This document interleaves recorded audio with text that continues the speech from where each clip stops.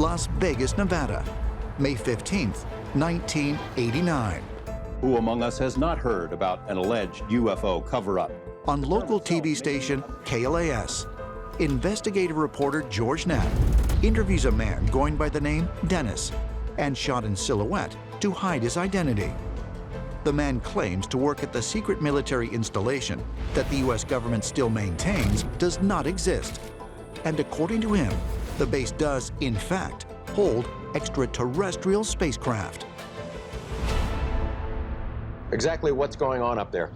Well, there's several, actually 9 flying saucers, flying discs that are out there of extraterrestrial origin.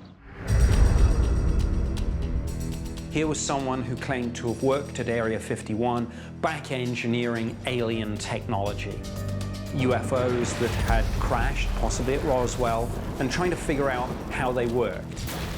And then maybe building one ourselves.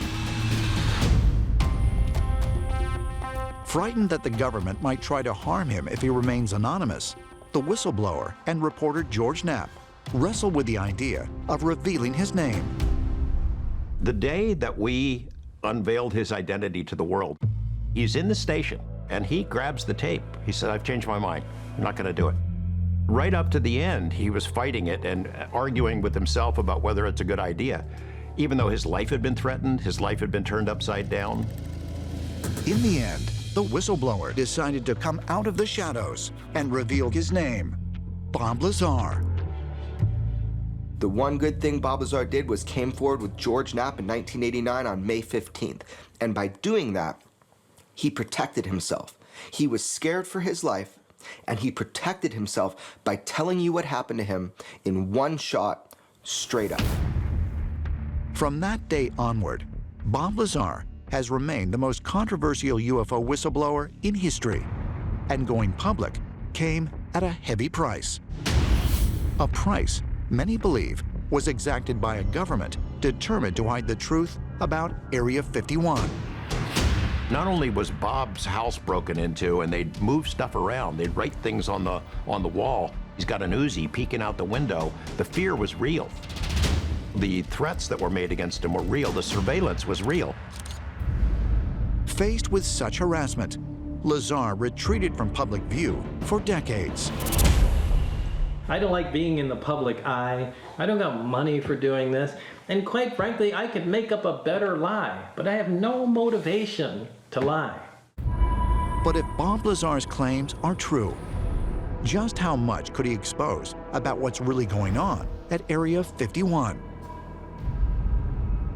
On December 4th, 2018, Lazar finally decided to end years of silence and tell his full story to filmmaker Jeremy Corbell in an explosive documentary entitled Bob Lazar, Area 51, and Flying Saucers. In the late 1980s, the U.S. government had recovered alien spacecraft, several of them, and the technology in the Nevada desert that they were keeping quiet and analyzing. That's a fact.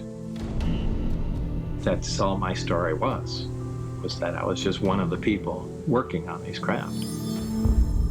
There probably wouldn't be this awareness of Area 51 without Bob Lazar. And now we have the film, and suddenly he's back in the media and the public eye.